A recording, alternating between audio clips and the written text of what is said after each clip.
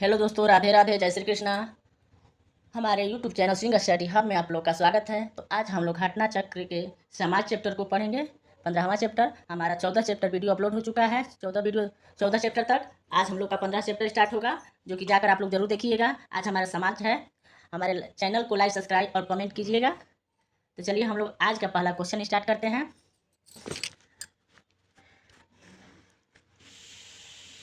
Marks के समाज को दो वर्गों में विभाजन का परीक्षण किसने किया और एक तीसरे वर्ग मध्यम वर्ग को जोड़ दिया।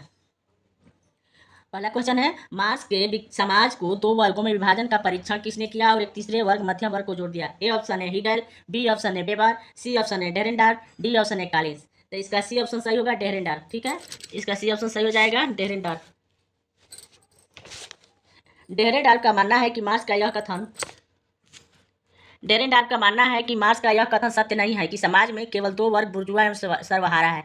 इन दोनों के मध्य मध्य वर्ग भी है। उनका कहना है कि उद्योग में प्रबंधक का उदय का अर्थ है कि समाज में शक्ति के लिए लंबे समय तक संपत्ति की आवश्यकता नहीं है। इस प्रकार डेरेनडार्फ ने मार्क्स के दो वर्गों का परीक्षण करके तीसरे वर्ग मध्यम वर्ग को जोड़ा है। ठीक है, दूसरा क्वेश्चन हम लोग देखते हैं।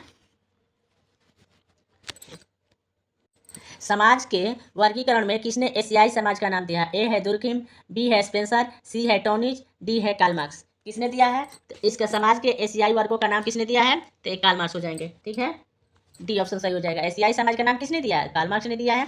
ठीक है, कार्ल मार्क्स ने अपनी पुस्तक जर्मन आइडियोलॉजी में 1960 में स्वामित्व के विकास के संबंध में 4 सोपानों की चर्चा की है। जनजातीय, पुरातन, सामंती एवं पूंजीवादी। आगे चलकर उन्होंने अपनी पुस्तक critic of political economy pre capitalism economic formation में उत्पादन के तरीकों को, मोड्स ऑफ प्रोडक्शन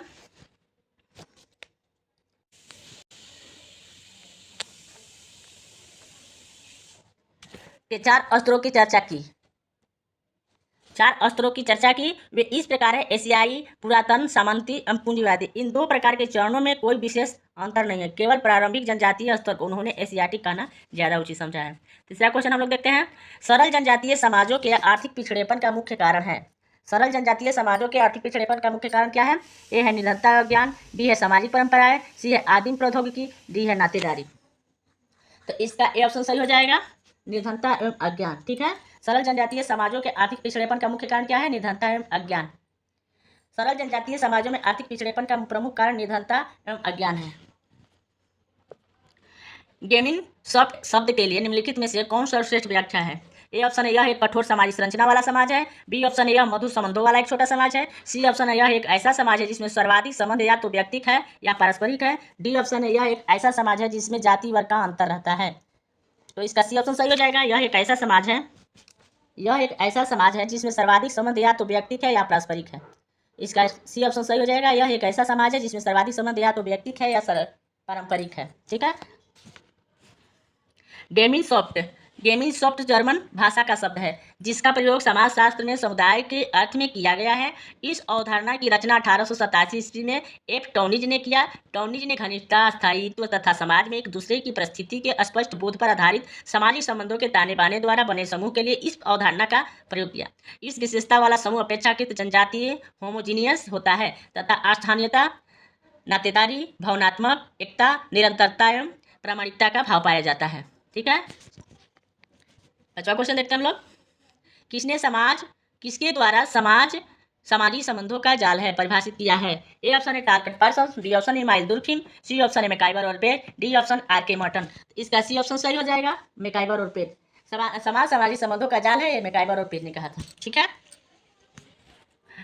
मैकाइवर और पेट का कहना है कि समाज राजनीतियों एवं कार्य प्रणालियों, अधिसत्ता एवं पारस्परिक सहयोग, अनेक समूहों एवं विभाजनों, मानव व्यवहार के नियंत्रणों एवं स्वतंत्रताओं की व्यवस्था, यह सतत परिवर्तनशील जटिल व्यवस्था है जिसे हम समाज कहते हैं। यह सामाजिक संबंधों का जाल है और यह निरंतर परिवर्तनशील है। ठीक है, आगे हम लोग देखते हैं।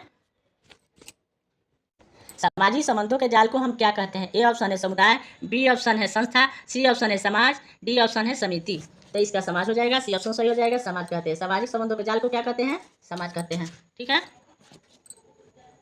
किसने कहा है कि समाज सामाजिक संबंधों का जाल है? ए है ग्रीन, बी है गिडेंस, सी है मर्टन, डी है मैकाइवर और पेज। तो इसका हो जाएगा मैकाइवर और पेज। सब आज सामाजिक संबंधों का जाल है, मैकाइवर और पेज ने कहा था। ठीक है, 7वां 8वां क्वेश्चन हम लोग देखते हैं।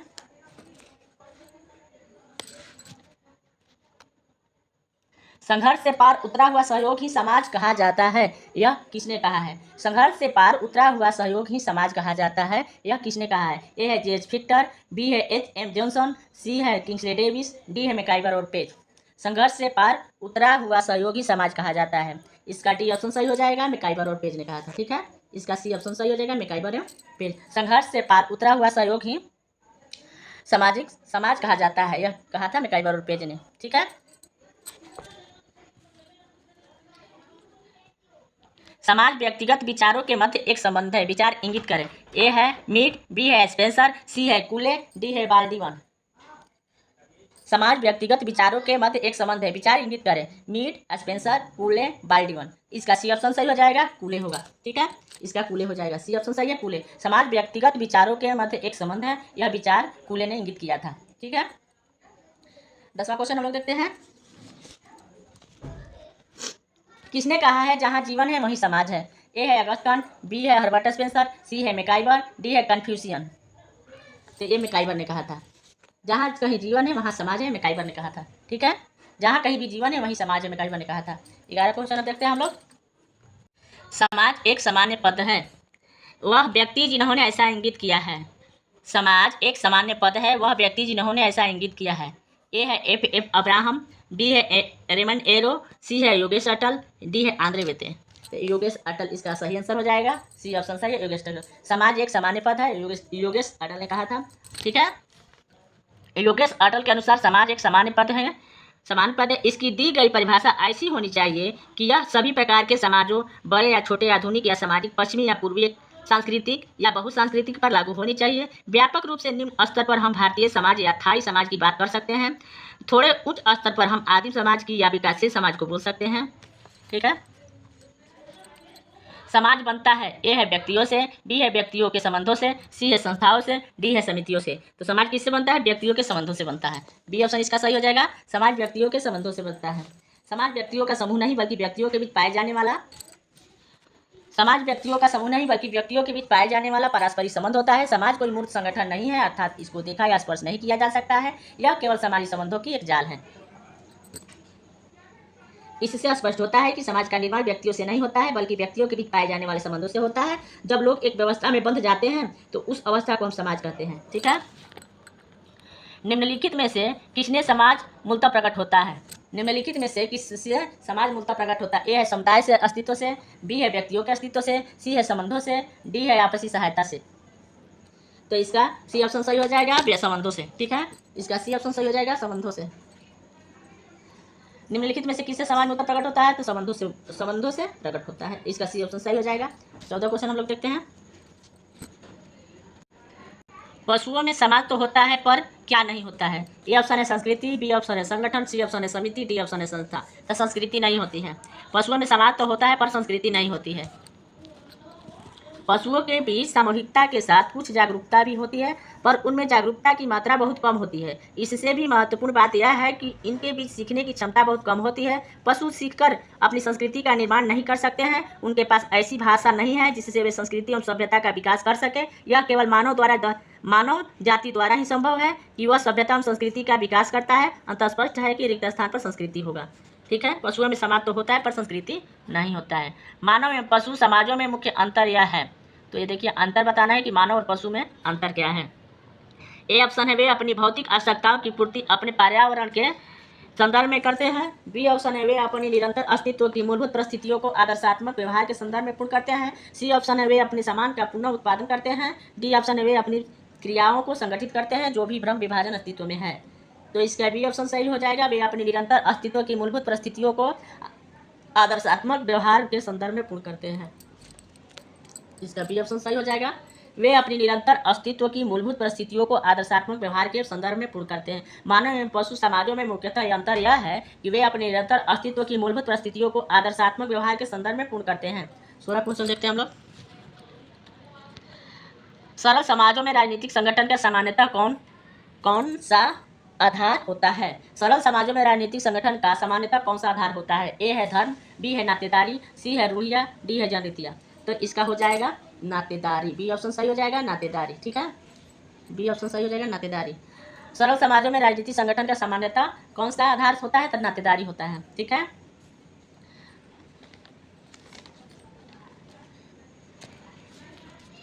सामान्यतः जनजातीय समाजों को सरल समाज के रूप में समझा जाता है।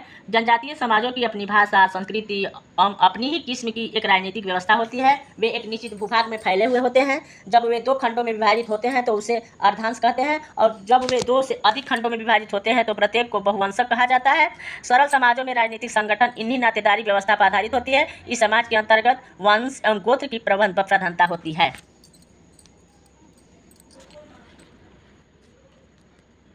आधुनिक समाज शासित है। ए है अभिसमयों द्वारा, बी है विधि शासन द्वारा, सी है देवी शक्ति द्वारा, डी है भौतिक बल द्वारा। आधुनिक समाज किससे शासित है? तो विधि शासन द्वारा शासित है। बी ऑप्शन इसका सही हो जाएगा, विधि शासन द्वारा शासित है। आधुनिक समाज किससे शासित है? तो विधि शासन द्वारा शासित है। आधुनिक समाज विधि शासन द्वारा शासित है। यह प्रजातांत्रिक मूल्यों पर आधारित होता है। इसका विकास तर्कपूर्ण ढंग से विचार विमर्श कर किया गया है और यह लिखित संहिता के रूप में पाया जाता है। आदिम समाज का कानून अलिखित होता था। इसका आधार परंपरा से चली आ रही सामाजिक संस्था एवं धार्मिक विश्वास था। 18 क्वेश्चन देखते हैं हम लोग। स्वनिर्देशित समाज, परनिर्देशित समाज तथा परंपरा निर्देशित समाज की अवधारणा किसने दिया है? स्वनिर्देशित समाज, परनिर्देशित समाज तथा परंपरा निर्देशित समाज की अवधारणा किसने दिया है? ए है डेविड रिजमैन, बी है सुरवर्ग, सी है इलिचिना, डी है हावहाउस। तो इसका क्या आंसर हो जाएगा? ए ऑप्शन सही हो जाएगा, डेविड रिजमैन ने दिया था। स्वनिर्देशित समाज, परनिर्देशित समाज, परंपरा निर्देशित समाज की अवधारणा किसने दिया है? तो डेविड रिजमैन ने। ठीक है।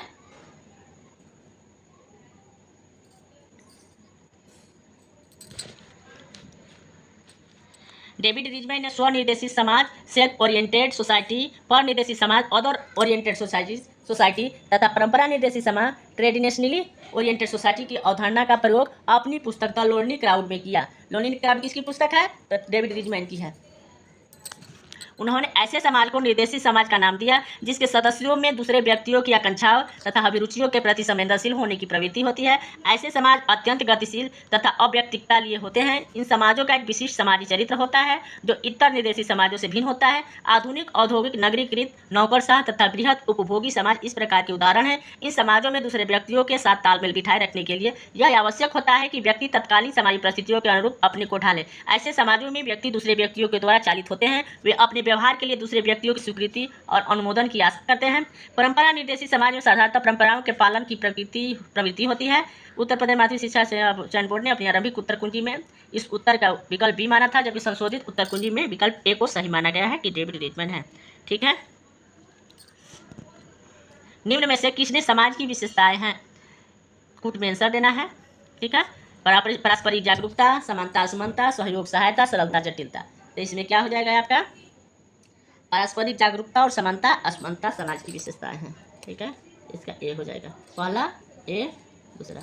पारस्परिक जागरूकता और समानता असमानता समाज की विशेषताएं हैं।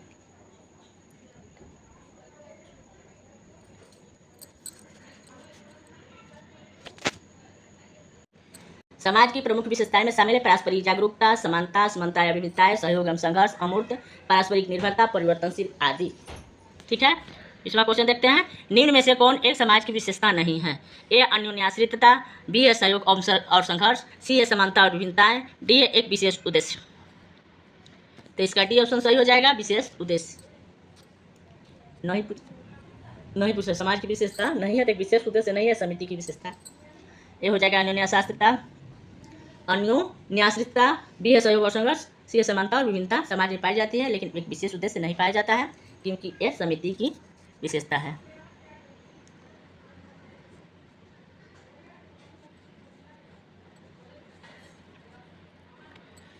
निम्न में से कौन सी विशेषता समाज से संबंधित नहीं है? कौन सी विशेषता समाज से संबंधित नहीं है? ए है अमूर्तता, बी है मूर्तता, सी है संबंध, डी है संघर्ष। तो समाज से संबंधित नहीं है तो मूर्तता नहीं है। अमूर्तता, संबंध, संघर्ष समाज की विशेषता है लेकिन मूर्तता समाज की विशेषता नहीं है। ठीक है। इसका बी ऑप्शन सही हो जाएगा, मूर्तता नहीं है। समाज की विशेषताएं निश्चित भूक्षेत्र, संतति, संस्कृति और स्वावलंबन आदि किसने बताई है?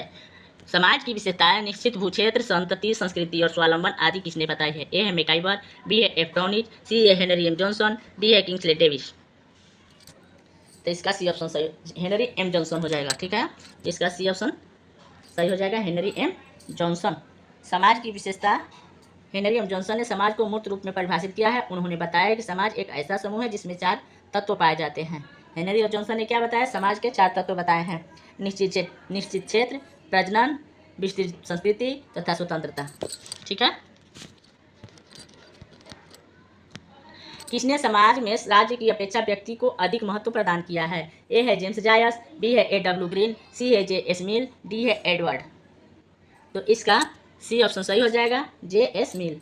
किसने समाज में राज्य की अपेक्षा व्यक्ति को अधिक महत्व प्रदान दिया है? तो ये J.S. मिल हो जाएगा। सी ऑप्शन इसका सही हो जाएगा, J.S. मिल। ठीक है। J.S. मिल ने इस दावे को कि यह व्यक्तिवादी है भुलाना कठिन है। प्रोफेसर ब्रिंटन के शब्दों में मिल व्यक्तिवादी हैं। J.S. मिल क्या है? तो व्यक्तिवादी हैं। ठीक है। मिल क्या है? तो व्यक्तिवादी हैं, क्योंकि यह व्यक्ति को चरम सत्य मानता है। मिल की कृतियां विशेषकर ऑन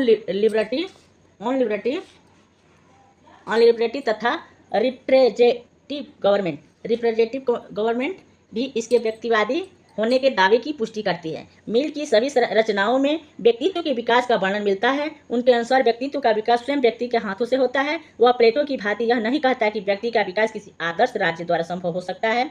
चूंकि मिल व्यक्तिवादी है, अतः वह व्यक्ति प्रेमी अधिक है तथा राज्य प्रेमी कम है। मिल क्या थे? व्यक्ति प्रेमी थे, राज्य प्रेमी नहीं थे। ठीक है। मिल को आएगा तो क्या होगा? तो वो व्यक्तिवादी थे। ठीक है। कौन समाज की अवधारणा को सामाजिक व्यवस्था में बतलाना चाहते हैं? ए है एंथनी गिडिंस। कौन समाज की अवधारणा को सामाजिक व्यवस्था में बदलना चाहते हैं? ठीक है, बदलना चाहते हैं। ए है एंथनी गिडिंस, बी है रॉबर्ट बीरस्टिट, सी है टी पार्सन्स, डी एच मार्कुज। तो इसका ए ऑप्शन सही हो जाएगा, एंथनी गिडिंस। ए ऑप्शन सही हो जाएगा, एंथनी गिडिंस। कौन समाज की अवधारणा को सामाजिक व्यवस्था में बदलना चाहते हैं? तो एंथनी गिडिंस हो जाएगा। ए ऑप्शन इसका सही हो जाएगा। एंथनी गिडेंस समाज की अवधारणा को सामाजिक व्यवस्था में बदलना चाहते थे। निम्नलिखित में से किसने समाज को 3 वर्गों तथा योद्धा, कलाकार एवं शासक में विभाजित किया है? ठीक है। समाज को 3 वर्गों में योद्धा, कलाकार एवं शासक के रूप में किसने विभाजित किया है? ए ऑप्शन है प्लेटो, बी ऑप्शन है सुकरात, सी ऑप्शन है डेकार्ट्स, डी ऑप्शन है डेमेट्रियस। क्या हो जाएगा? तो इसका ए ऑप्शन सही हो जाएगा, प्लेटो ने समाज को 3 वर्गों में विभाजित किया है, योद्धा, कलाकार एवं शासक वर्ग में विभाजित किया है। ठीक है। किसने विभाजित किया है? तो प्लेटो ने विभाजित किया है। 3 वर्गों में किसने विभाजित किया है? तो प्लेटो ने विभाजित किया। प्लेटो ने यूनान का प्रसिद्ध दार्शनिक था। वह सुकरात का शिष्य तथा अरस्तु के गुरु थे। ठीक है। प्लेटो यूनान का एक प्रसिद्ध दार्शनिक था। सुकरात का शिष्य था और अरस्तु का गुरु था। अपनी रचना द रिपब्लिक में उसने समाज को 3 वर्गों में शासक, योद्धा, कलाकार में विभाजित किया है। ठीक है। तो आगे देखते हैं हम लोग। समाज में शासक वर्ग की अवधारणा किसने विकसित की है? ए है पेरेटो, बी है जी मोस्का, सी है सी राइट मिल्स, डी है टीवी बोटोमो। समाज में शासक वर्ग की अवधारणा किसने विकसित की है? ए है परेटो, बी है जी मोस्का, सी है सी राइट मिल्स, डी है टीवी बोटोमो। तो इसका बी ऑप्शन सही हो जाएगा, जी मोस्का। समाज में शासक वर्ग को विकसित करने का श्रेय जी मोस्का को जाता है। ठीक है। परेटो और मोस्का कट्टर अभिजनवादी थे। परेटो ने मानव समाज को 2 वर्गों में बांटा है, अभिजन इलिट तथा गैर अभिजन नॉन इलिट। मोस्का ने भी मानव समाज को 2 वर्गों में बांटा है, शासक वर्ग रूलिंग क्लास और शासित वर्ग रूलेड क्लास। ठीक है। पवित्र समाज की अवधारणा किसने दी है? ए है के मार्क्स, बी है एच स्पेंसर, सी है इमाइल दुर्खिम, डी है R.E. पार्क। तो पवित्र समाज की अवधारणा किसने विकसित की है? तो R.E. पार्क हो जाएगा। इसका डी ऑप्शन सही हो जाएगा, R.E. पार्क हो जाएगा। ठीक है। निम्नांकित समाज वैज्ञानिकों में किसने आधुनिक समाज को एक जोखिम युक्त समाज, नई आधुनिकता की ओर के रूप में व्यक्त किया है? ए है एंथनी गिडिंस, बी है अल्रिच बेक, सी है फ्रेडरिक जॉनसन, डी है जया बाड्री लाई। तो इसका क्या आंसर हो जाएगा? तो इसका बी ऑप्शन से अल्रिच बेक हो जाएगा। ठीक है। इसका आंसर बी सही हो जाएगा, अल्रिच बेक। प्रसिद्ध जर्मन समाजशास्त्री अल्रिच बेक ने अपनी पुस्तक एक जोखिम युक्त समाज, नई आधुनिकता की ओर में आधुनिक समाज को व्यक्त किया है। ठीक है। आगे देखते हैं हम लोग। किसने यह कहा था कि आधुनिक समाज एक भगोड़ा समाज है? ए है जॉर्ज रीटजर, बी है पीटर हैमिल्टन, सी है एंथनी गिडिंस, डी ऑप्शन है वेबर। तो इसका क्या हो जाएगा? सी ऑप्शन सही हो जाएगा, एंथनी गिडिंस। एंथनी गिडिंस ने आधुनिक समाज को भगोड़ा समाज कहा था। ठीक है, एंथनी गिडिंस ने आधुनिक समाज को एक भगोड़ा समाज कहा था, समाज कहा है। निम्नलिखित में से कौन सी औद्योगिक समाज की विशेषता है? ए है परंपराओं और प्रथाओं का अनुरक्षण, बी है सजातीय एवं चेतना की कमी, सी ऑप्शन है प्रतिस्पर्धा एवं संघर्ष, डी ऑप्शन है उपयुक्त सभी। कौन औद्योगिक समाज की विशेषता है? ए ऑप्शन है परंपराओं और प्रथाओं का अनुरक्षण, बी ऑप्शन है सजातीय एवं चेतना की कमी, सी ऑप्शन है प्रतिस्पर्धा एवं संघर्ष, डी ऑप्शन है सभी। तो आपका सी ऑप्शन सही हो जाएगा, प्रतिस्पर्धा एवं संघर्ष। ठीक है, औद्योगिक समाज की विशेषता क्या है? तो प्रतिस्पर्धा एवं संघर्ष। औद्योगिक समाज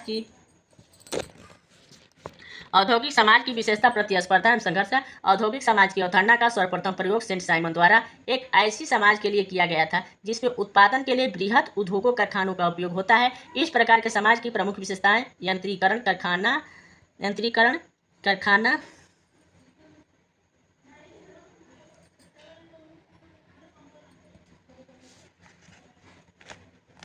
कारखानों का उपयोग है। इस प्रकार के समाज की प्रमुख विशेषताएं यांत्रिकरण, कारखाना व्यवस्था, श्रम विभाजन, विशेषीकरण, शहरीकरण, परिवहन, संचार साधनों में प्रसार आदि है। ठीक है, कौन एक निम्नांकित में औद्योगिकीकरण की विशेषता है? ए है चरवाहा अर्थव्यवस्था, बी है निर्माणकारी अर्थव्यवस्था, सी है विनियम अर्थव्यवस्था, डी है कृषिकीय अर्थव्यवस्था। तो इसका क्या हो जाएगा? बी ऑप्शन सही हो जाएगा, निर्माणकारी अर्थव्यवस्था। औद्योगिकीकरण की विशेषता कौन है? तो निर्माणकारी अर्थव्यवस्था औद्योगिकीकरण की विशेषताएं हैं। ठीक है, औद्योगिकीकरण की विशेषता निर्माणकारी अर्थव्यवस्था है। औद्योगिक समाज में उत्पादन कृषि के अलावा उद्योगों पर केंद्रित होता है। यांत्रिक शक्ति महत्वपूर्ण हो जाती है, यह पशु और श्रम शक्ति का स्थान ले लेती है। ठीक है, तो आगे हम लोग देखते हैं, निम्नलिखित में से कौन सी औद्योगिक समाज की विशेषताएं नहीं है? कूट में आंसर देना है। विषमांगता, यांत्रिक सहमति, गतिशीलता, दमनकारी विधियाँ। तो इसका क्या हो जाएगा? तो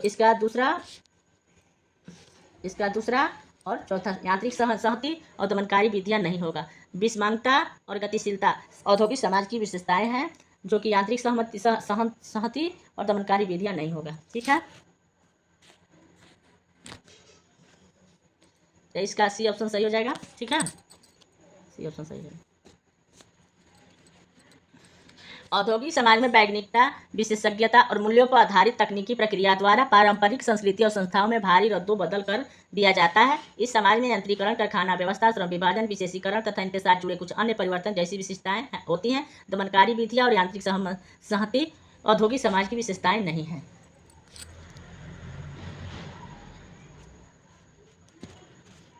प्रकृति से निकटता विशेषता है। प्रकृति से निकटता विशेषता किसकी है? ए है कृषक समाज की, बी है नगरीय समाज की, सी है औद्योगिक समाज की। तो प्रकृति से निकटता किसकी विशेषता है? तो कृषक समाज की विशेषता है। ए ऑप्शन इसका सही हो जाएगा। प्रकृति से निकटता विशेषता कृषक समाज की है। रॉबर्ट रेडफील्ड ने कृषक समाज को अवधारणा दी, उसके माध्यम से वे ग्रामीण समाज की यांत्रिक एवं वाह्य संरचना को समझने का प्रयत्न करते हैं। उनकी यह मान्यता थी कि विश्व के विभिन्न क्षेत्रों में मुख्यतः कृषक समाज पाए जाते हैं। भारत, इथियोपिया, ब्राजील, यूगोस्लाविया जैसे देशों को कृषक समाज नामक अवधारणा के अंतर्गत सम्मिलित किया गया। कृषक समाज की प्रकृति से निकटता का संबंध होता है। ठीक है,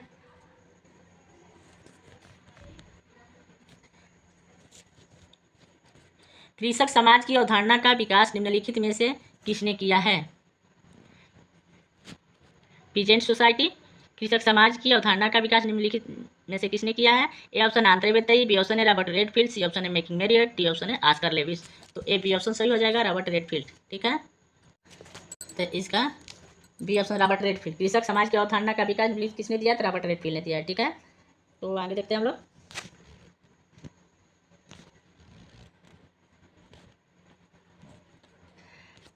निम्नांकित में से कौन ग्रामीण समाज की विशेषताएं हैं?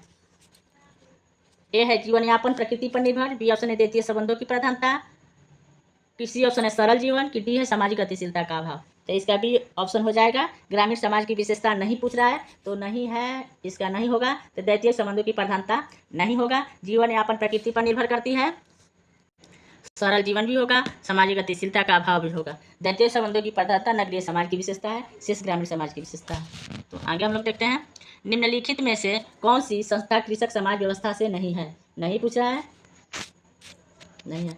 ए है जाति, बी है संयुक्त परिवार, सी है तृतीयक उद्योग, डी है कुटीर उद्योग। तो क्या हो जाएगा? तृतीयक उद्योग इसका नहीं होगा, सी ऑप्शन सही हो जाएगा।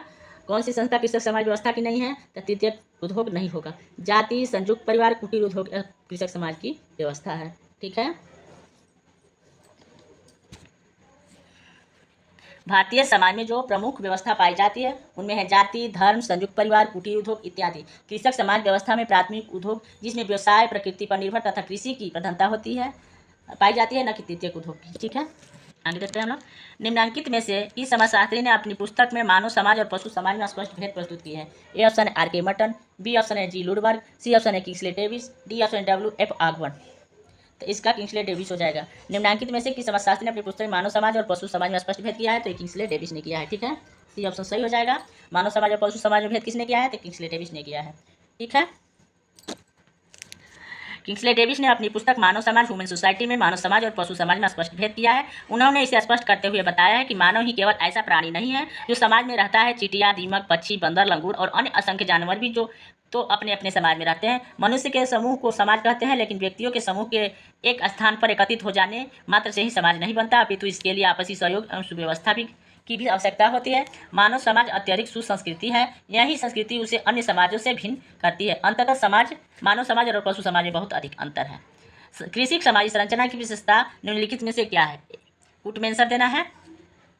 कृषि समाजी संरचना की विशेषता निम्नलिखित में से क्या है? भूस्वामी तथा भूमिहीन मजदूर, दूसरा है भूस्वामी तथा व्यापारी, तीसरा है किसान तथा ग्राम साहूकार, चौथा है किसान तथा फसल साझेदारी।